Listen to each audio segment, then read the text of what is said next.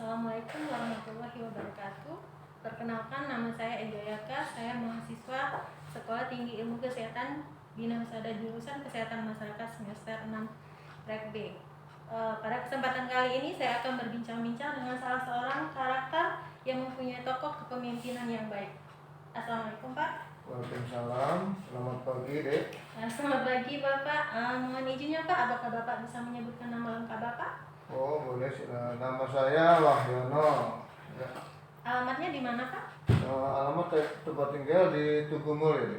Oh, di Tugu Mulya ya Pak ya. Iya.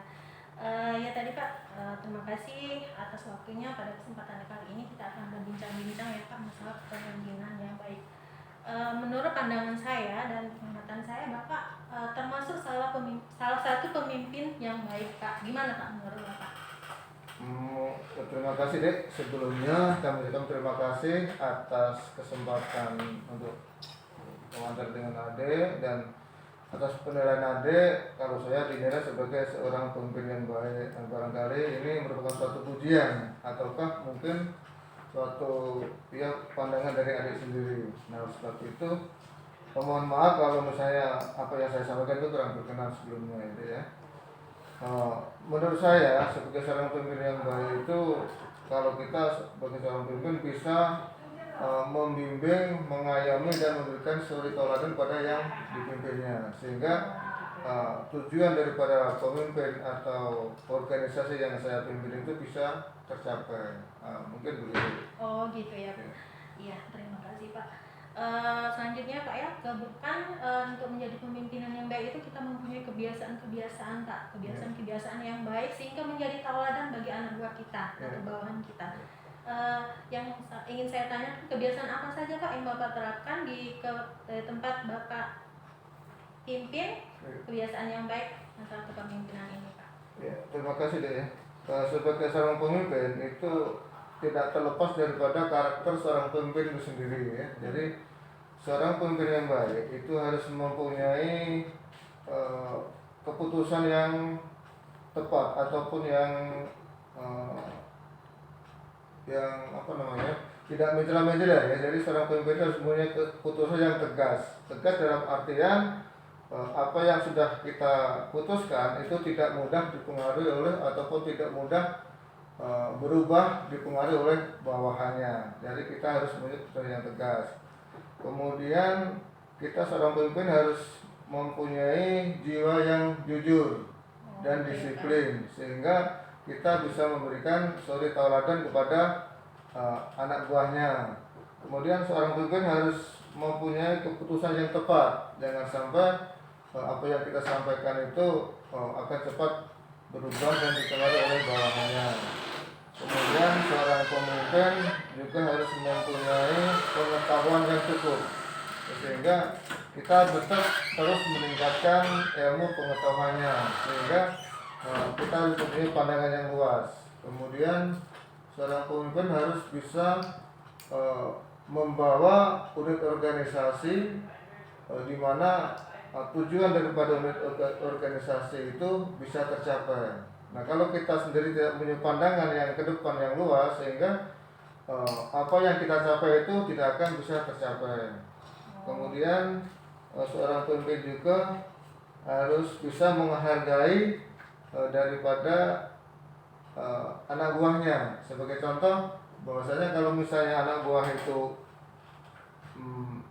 mengalami suatu musibah ataupun bagaimana itu seorang pemimpin harus bisa memberikan empati sehingga harus mengetahui. Jadi tidak semata-mata apa yang kita putuskan itu keputusan yang kaku. Kemudian apabila anak buah itu bisa memberikan suatu prestasi, maka kita harus berikan pujian atau berikan prestis ya, sehingga anak buah itu akan terdorong untuk bermotivasi sehingga mereka itu tidak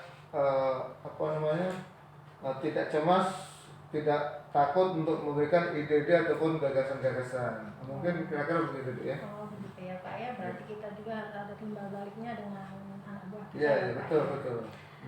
Selanjutnya Pak, apakah proses yang dilakukan sehingga menjadi kebiasaan Pak setiap harinya menjadi kebiasaan kantornya, gimana Pak itu? Oh ya begini deh ya, kalau saya sebagai seorang pemimpin, yang pertama saya harus memberikan suri tauladan dulu kepada anak buah yang dipimpinnya, sehingga anak buah itu dengan sendirinya akan mencontoh kita. Sebagai contoh, kita masuk pagi jam 8. Nah jadi kita harus datang duluan, tunjukkan bahwa bahwa kita itu disiplin, sehingga dengan begitu insya Allah anak buah ataupun bawahan itu dengan sendirinya akan ikut disiplin. Kalau kita menyuruh masuk jam 8 tapi kita sendiri masuk jam 9, nah bagaimana anak buah akan nurut dengan apa yang kita inginkan. Begitu ya Pak ya. Jadi kita harus menjadi panutan dulu Pak. Iya. Menjadikan contoh dulu bagi mereka. Kemudian tadi anak buah kita berikan keleluasaan untuk memberikan ide-ide dan gagasan-gagasan. Nah kalau memang gagasan itu baik, kita musyawarahkan dan menurut kita baik, maka akan kita dorong untuk berkreasi ataupun untuk mempunyai ide-ide dan gagasan yang positif untuk mendukung daripada organisasi yang kita pimpin gitu. Oke begitu Pak ya. Nantinya apakah kebiasaan itu sudah melekat sejak kecil Pak, menjadi kebiasaan Bapak dari kecil udah terbiasa gitu Pak? Di satu sisi memang saya terlahir alhamdulillah dari seorang yang disiplin. Orang tua saya itu dari kecil mengajarkan disiplin, tetapi dalam kepemimpinan yang namanya ilmu pemimpin itu seni deh ya. Jadi tidak bisa serta-merta bahwa pemimpin itu